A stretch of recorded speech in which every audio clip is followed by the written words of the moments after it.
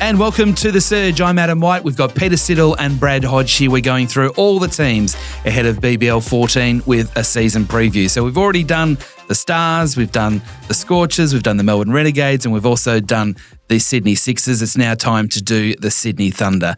Boys, the Sydney Thunder. Now, we talked in the last episode about how exciting it is what the Renegades have got. But the Thunder, Hodgie, they could be anything. It's a mystery to put a handle on how good they can be, isn't it? The David Warner Thunder. Yeah, Davey captaining. That'll be a show of his own, that's for sure, for the whole tournament. It'll be interesting to watch. Sam Billings also into that lineup, which I think gives them a lot of security and knowledge as well in the middle order. They've got some extremely talented players. Daniel Sams, I want to see the best of him as well, particularly with the bat. I think that's one of the things I've been really disappointed with. Yep. The skill that he has with the bat and the ability to change a game.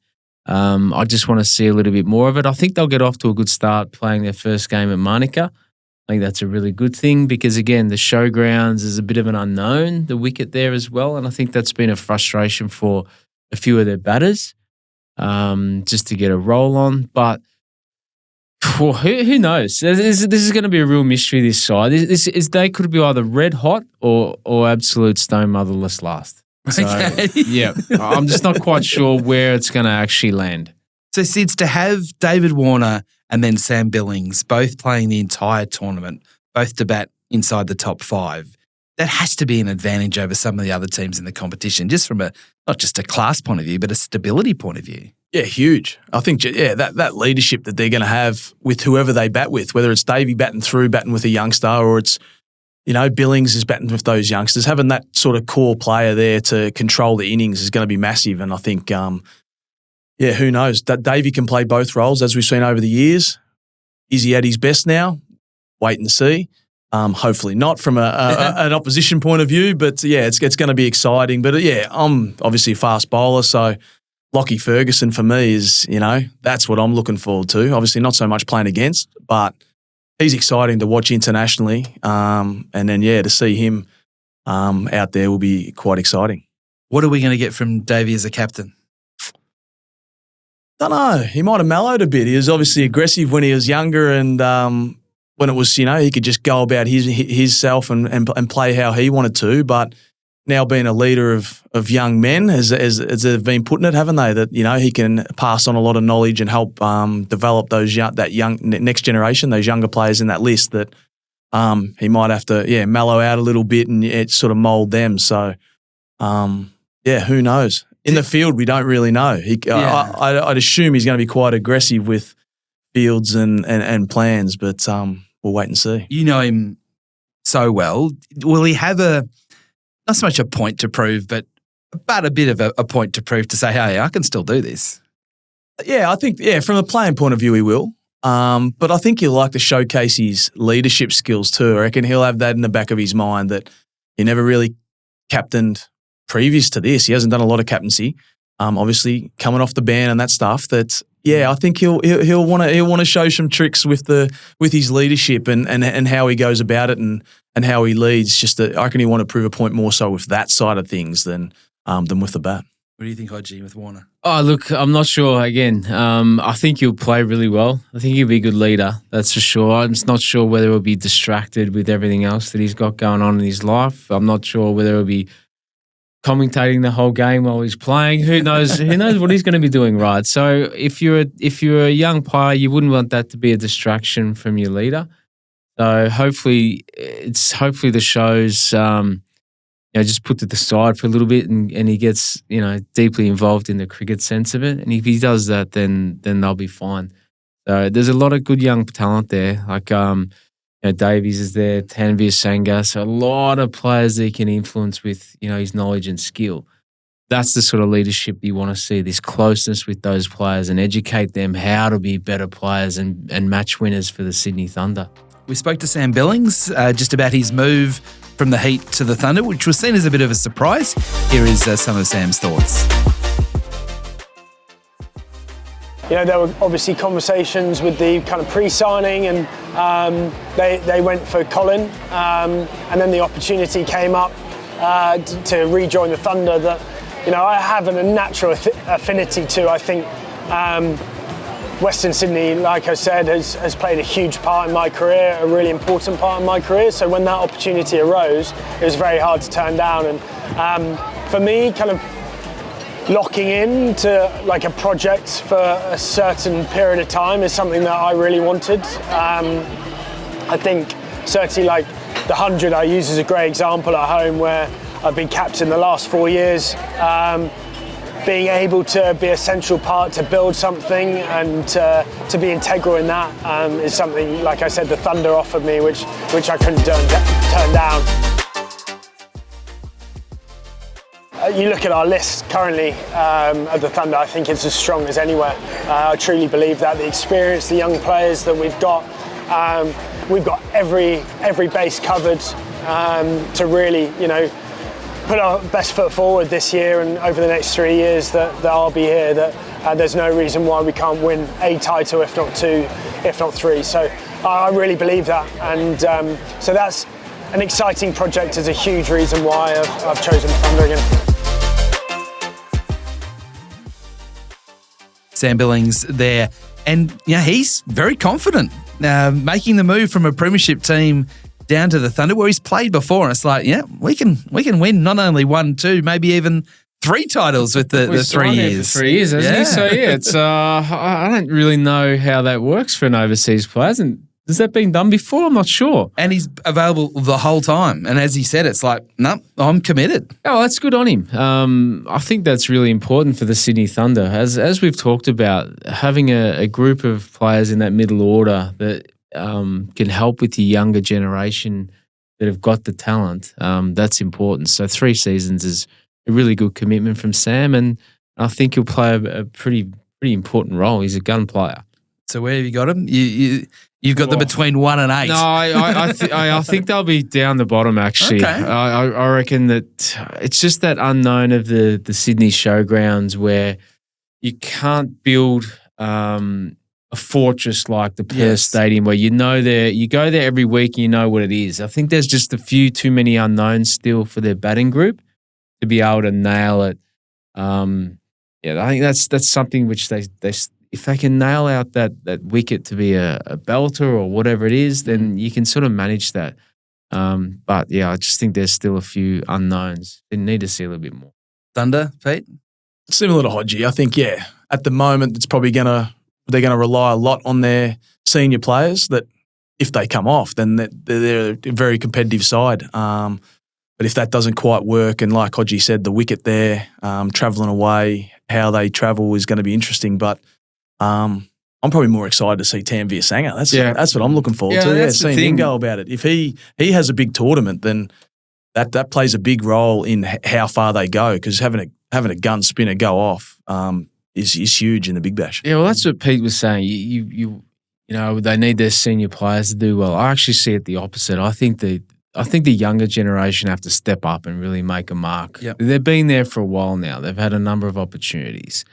And it's those players that actually complement the senior players. So it's now time for them to stand up and play well. They are a bit of a mystery, there's no doubt, the Sydney Thunder. The Adelaide Strikers, again, the Rashid Khan-less Adelaide Strikers. I mean, he's been so good to them for so long, and you know better than anyone about that, Sids, but is there a bit of they've just got to come to terms with the fact he's not there, and they've got to build a new brand? Yeah, definitely. And I think they showed that last year, didn't they? They hadn't had him for a while, and then they went about. They still played the 2 spin. They played Boyce and Pope together at times, and had success doing that. So they found coverage there. But I guess the exciting thing for them is their batting, isn't it? The top 3, short, Lynn. Yeah, it's very explosive, and obviously Matty Short has been unbelievable the last couple of seasons. So they're going to be relying a lot on him, I think, and probably Linney, who is playing the full tournament this season. Is that the best ground to bat on of all? By more. Yeah, it is by far best ground to bowl on as well. Once you know how to bowl there, it's the best place to play. I mean, if you do, you can get some swing and bounce and seam early, that's for sure. And also you can bowl defensive if you're good enough. So If you're not, you get smacked and you make runs, and it's one of those things. I think it's the best ground in Australia by a mile to be able to play a Big Bash game. And we both know that when you walk across that bridge and there's thousands and thousands of the Blue Army coming to watch a BBL game, they're hugely passionate about it. They strongly support it, and it's a great, fun place to play. So good place to bat, good place to bowl, and it's consistent. So we've talked about consistency of wickets. Whenever you go to the Adelaide Oval, you know what you're going to get. It's only the weather that's going to change. Is it going to be hot or is it going to be stinking hot? So they're the only things that you sort of really take into consideration. I'm with PU, Pete. I think Matt Short will continue to be the best player in the competition again this year. And I think Chris Lynn might actually turn it on and probably be close to the second best player, just behind Matt. I think he's going to have a stellar season. I've just got this sense that Lynn's sanity might be ready to rock and roll again. And he's here for the whole time too. Which is what he was last year. Like when he left, he probably at that time was probably the best player in the competition. I think he was leading runs or second at that stage, averaging 60 or something. Like he was unbelievable. So, they're going to be bloody exciting. Yeah, it's the only thing is is there overseas players? Are they dynamic enough, or how are they going to fit into that role? They've had a couple which have been okay in the last couple of seasons, but not really super dynamic. There's a couple other teams who've got really dynamic players. But again, you put that around Linsanity, Matt Short and Shorty as well, then it doesn't matter anyway. So you talked about Matt Short. You think he's the best batter in the competition. Yeah. What has seen him? Why is he so good? What's seen him elevate himself in the last couple of years? Probably a couple of things. One would be belief, and huge amount of confidence in his ability now. The change from originally, he was a sort of middle order player, didn't really nut that out, moved to the top of the order and became a different player. So there's more of a sense of belief in what he could do. This ability to be able to pick the ball up off the top of the stumps and dispatch it over square leg is extremely rare. And they're good balls, which normally get blocked. He plants them over square leg for 6. So that creates a real issue. Then, as a bowler, you just slightly pitch it up or push it wide and he pumps you through the covers for 4. So, or hits you over the top of mid-off. So it's just his range of strokes now that he's been able to put together over a couple of seasons, which has made him completely dynamic and hard to stop, hard to manage. That's the one thing. So, yeah, for me, it's just a huge amount of belief in his game. You've seen it close hand, him emerge as a cricketer.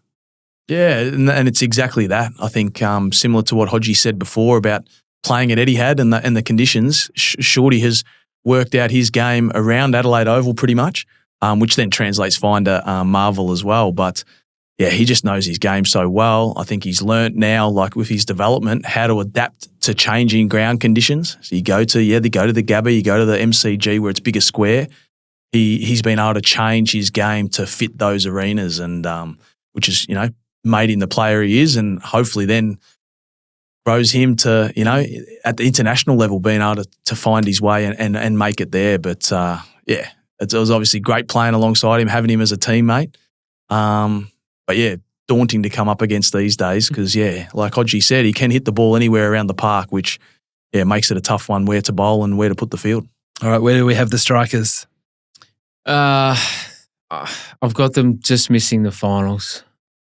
I'm not sure about their bowling unit's good, but I'm just not sure how Cameron Boyce will front up this year. I don't know whether you can bowl less than 70 kilometres an hour in Big Bash and how it will go.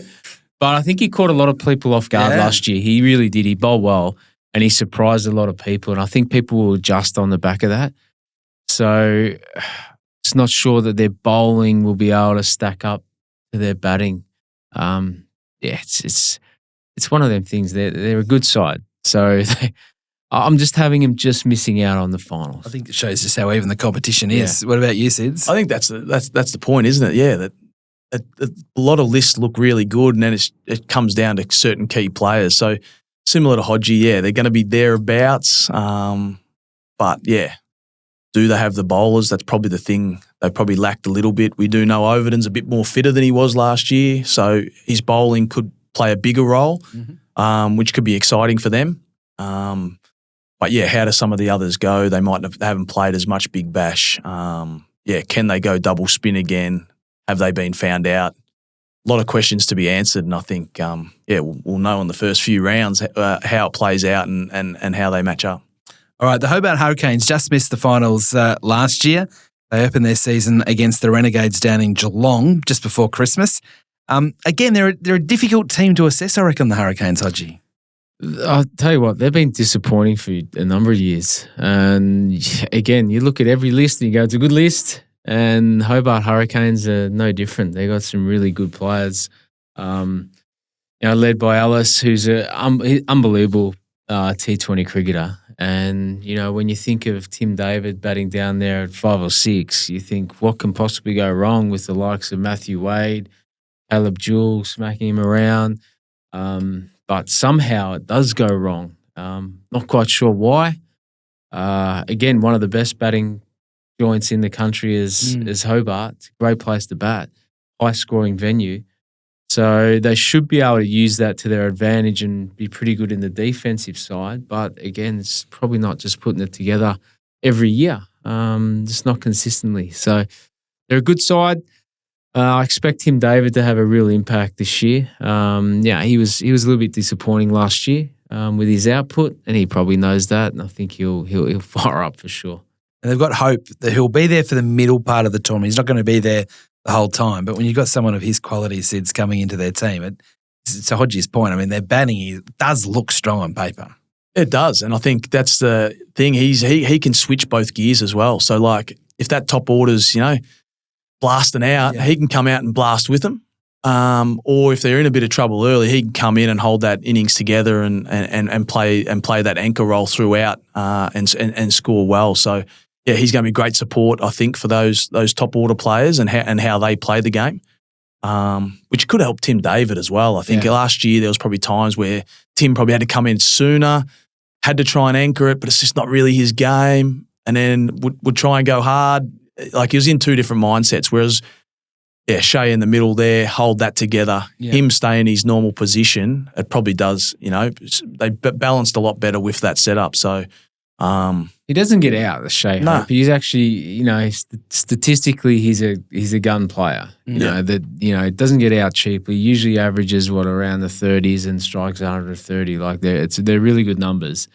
And that exactly what we'll do for the Hobart Hurricanes, where it's their actual overseas batter that over the years hasn't succeeded. Yep. I have no idea why. As you said, despite it being good batting conditions. Yeah, it's not the hardest place to turn up and bat. It's an absolute mystery, and that must be the frustration for them, because, if you put that together with, when Darcy Short was there going well and Matty Wade, and then Harry Brook had the worst overseas player in the world. Right? Whoever about that. He left, and has become the best player in the world. Yeah. So, it's amazing. It's amazing. Sangar, they had, David Miller that didn't nail it. So there's just been that overseas player they haven't been able to get the best out of. And it's an absolute mystery. And I'm sure it's a mystery to them as well, because there's no reason why he shouldn't perform. So I think they've gone for Shea Hope, not as he's a bit like the Sam Billings. You know it's going to be a good performance.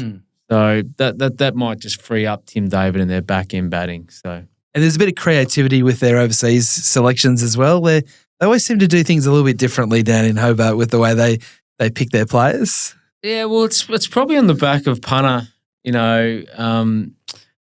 got a handle on all the players around the world, and being in the IPL and things like that, you've got a lot of access to a lot of numbers and playing, all around the world. So you find them little pieces of gold and gems, and I suppose that's what they're looking for. Yeah.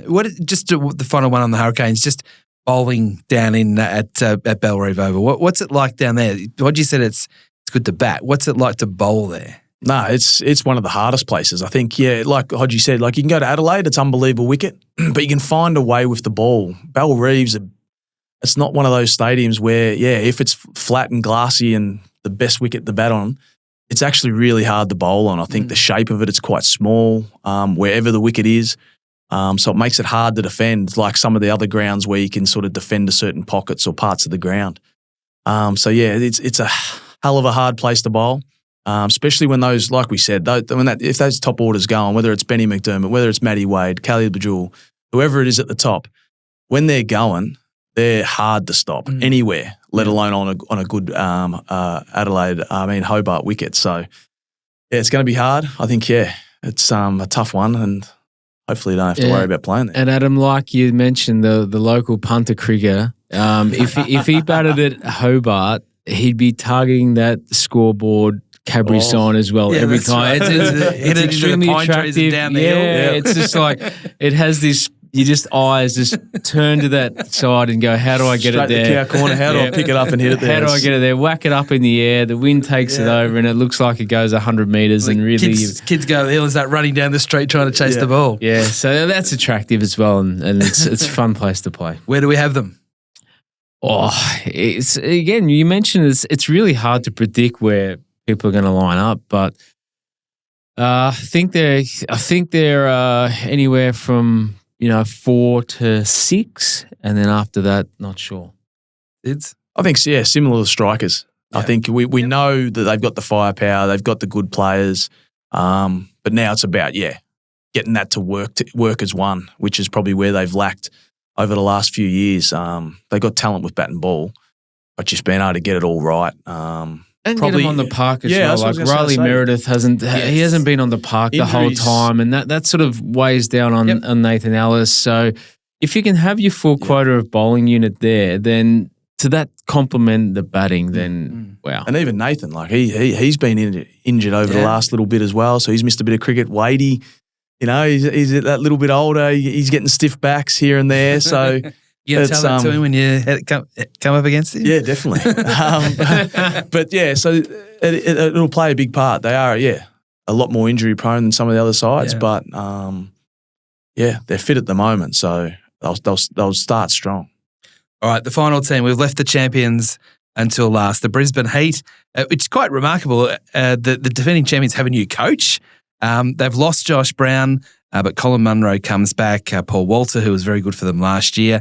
But it feels to me, Hodgie, their bowlers are the key to them when you've got the likes of Spencer Johnson and Xavier Bartlett coming in at the top. Yeah, well, I heard some strong rumours yesterday that Spencer Johnson might be out with an injury. So if that's the case, then it's going to affect their season pretty heavily. Absolutely. Especially with Nessa has been out all season so far since the A game as well. So how much is he going to play? I'm not sure how true it is. I think it's pretty. I think it's pretty true. And I've got a sense that it is pretty strong because I was extremely deflated as soon as I heard it because Spencer with his hair and bowling 150 kilometres an hour is one of the most attractive things in world cricket. So it's scary, it's fast, it's aggressive, and his performance in the final was amazing, which, got him good money in the IPL and got him playing for Australia and taking fifers for his country. So if it is, it's going to be really sad news, not only for Spencer, but for the Brisbane Heat, but also the punters as well, who love watching him. Is that the strength to Brisbane, the bowlers? Hodgie talks about Spencer Johnson, but as I mentioned before, there's Bartlett. There's also Nisa, which we can't forget about. He can bat as well, clearly. But is that where they've got their point of difference, do you think? Yeah, I think so. Yeah, definitely over the last couple of years and last year especially. You add in Swepson to that. Yeah, you got Matty Kuhneman. So they got a lot of variety, a lot of change-ups. They got the high speed of Spencer, which helps in any side. So they've been a key part, and I think that'll be the interesting one because, they've been able to use Spencer through the middle and later on because Nisa and Bartlett have been so strong up front. Yep. So if Ness isn't there to start, who takes over that role of playing that? Then who fills the role of being that sort of bloke in the middle that can hold it together and take wickets? I think there's loads of people that can bowl through the middle and be economical. But having Spencer with that high speed, he can take wickets. So it's been able to do that and take wickets along the way of the innings because if you can't take wickets in T20 cricket, at the back end it's danger. So Yeah, it's going to be a big test for them if they're not fully fit and they don't have those two key players from the start. Who fills those voids? They seem to have. I mean, clearly they've changed because they won the premiership last year, but they're a team that sort of underperformed a little bit for quite a long period of time and then sort of just got it together last year. What was the difference that you saw from them last year to put themselves back into premiership calculations? I think their overseas players were really good. Colin Munro was brilliant. Also, Paul Walter was outstanding. He was a bit of an unknown. I think he's from Essex, isn't he? Yeah, one of your boys, did he? And he was a lot better than what everyone thought. Come in, bold. There's good change to paces with some good heat as well when he ramped it up, and then whacked a few. So he was actually a really good number 6 or 7 to have at Brisbane that they haven't sort of had. They hadn't had that sort of power hitter at 6 or 7 that can come in and finish off what the guys had done in the past. Ben Cutting had been there previously in the early years, and he went to the Thunder, and then that sort of void was there. Paul Walter filled that. The other thing was that I thought Swepson was really well managed, and he played really well his role. He was a key part of that. Didn't get off to a good start in the first game and then just sort of brought it back and became the champion that he was. So those things, Matt Kuhneman bowled in the really tough overs. So that freed up their bowling unit to be really aggressive through the middle, as Sid said. So, look, their bowling unit was the success, but I also think that Munro was also pretty good. I reckon Munro talked about that from a cultural point of view as well, that he wanted to get a bit more steeliness into the way they played their cricket. He seems, watching on television, to be a competitive animal, then that tends to just sort of drip off onto some of the other players the way he goes about it.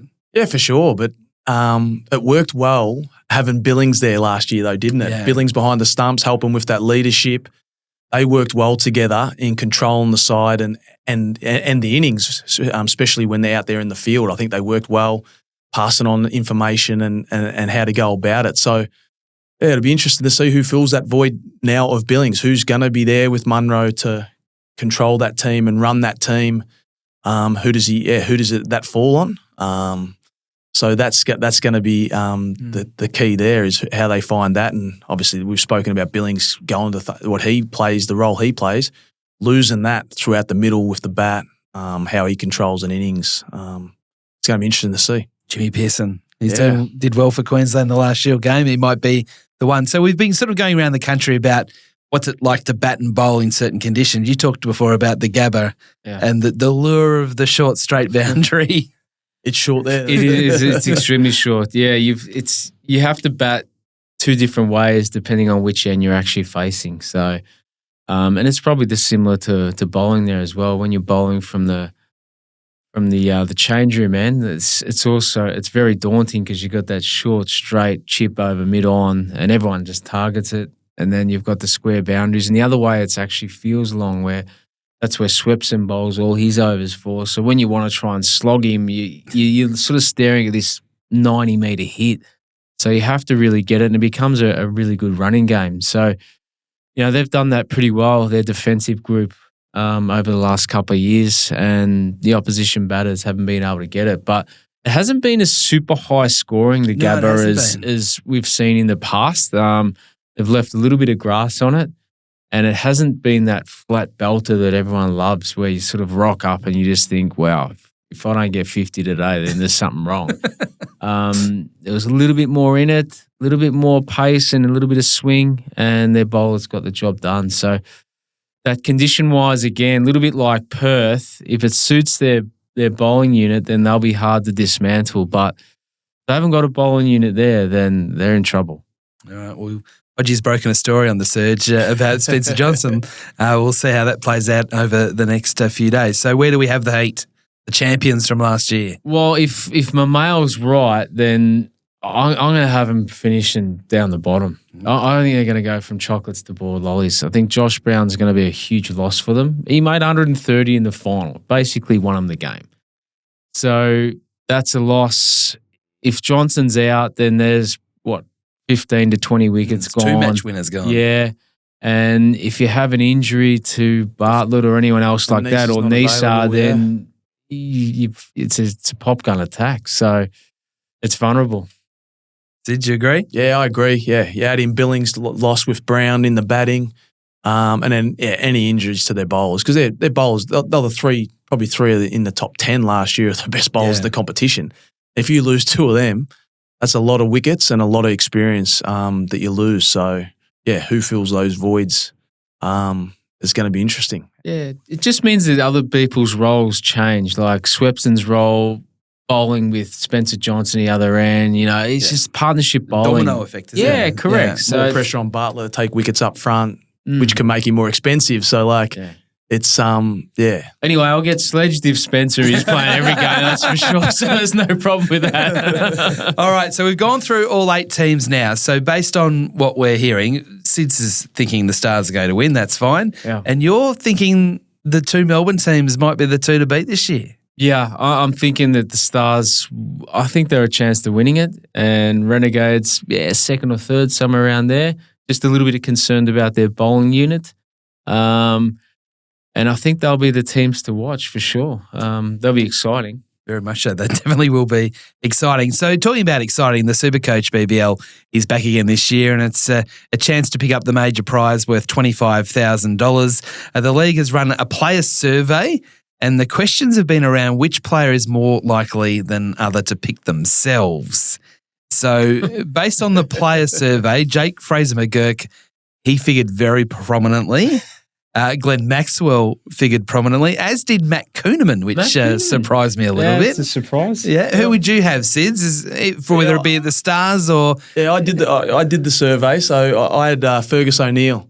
Yes. Yeah, so I'm with Fergie, my good mate. He's at the Renegades. I think he would. But if I was doing past players, I probably would have snuck Hodge in there. He would have got himself in there, I reckon. Got to back your own ability for sure. That's what I knew he'd go with. He'll go with, well, I make runs, so I've got to pick myself. So he did always make runs. Who do you think around the competition would be backing themselves in the way he used to? I reckon Chris Lynn. I reckon Linny would be pretty certain that he played pretty well. So I reckon he'd back himself in. He enjoys a punt on the horses, so I reckon he'd probably punt on himself if he had the chance, but he's not allowed. But if he did, then he'd back himself in. All right. You love that sort of stuff. Are you going to have a team this year? No, I don't know. I get bored of it. It's fun setting it up, and then you forget about it for the competition. Well, my kids and I are putting our teams together across the course of the weekend. Should we have you in it? Because you might be good value. I think I'll be good value. I wasn't meant to play, so I think it was the last player signed, so I won't be much in there. But knowing you, Whitey, you and the kids, you love Victoria. You love Victorian cricket, so I think your whole side is going to be filled with Victorians. There's every chance. So of a player around the competition, let's put you on the spot a little bit. I'll start with you, Hodgie. Easy. A player that you should have in your Supercoach team. Pooper Connolly. Yeah, okay. Pooper Connolly for sure, 100%. Okay, Sids? I'm going, I don't care how much he's worth, is Matty Short. Yeah. Yeah. I know he's going to be worth the most probably, but yeah. He'll make all the runs and he'll take wickets and catches. So, all right. Thank you very much for being part of the surge for the start of the BBL 14. We've gone through all the teams. Really appreciate you being involved, and hopefully we can catch both of you throughout the course of the season. Thanks, Adam. Cheers, buddy. Okay, so that is it for our previews. All 8 teams previewed on the surge. Don't forget the season starts December 15. It's the Scorchers up against the Stars at Perth Stadium.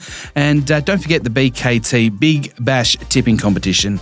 A chance to win $1,000 each week, as well as the $10,000 overall prize up for grabs. And don't forget also, and this is the most important thing, to get the Big Bash app, which will keep you up to date with everything that's happening, all the news and all the behind-the-scenes content. And you can catch us at the next edition of The Surge. We'll be with you right throughout BBL 14. We'll catch you next time.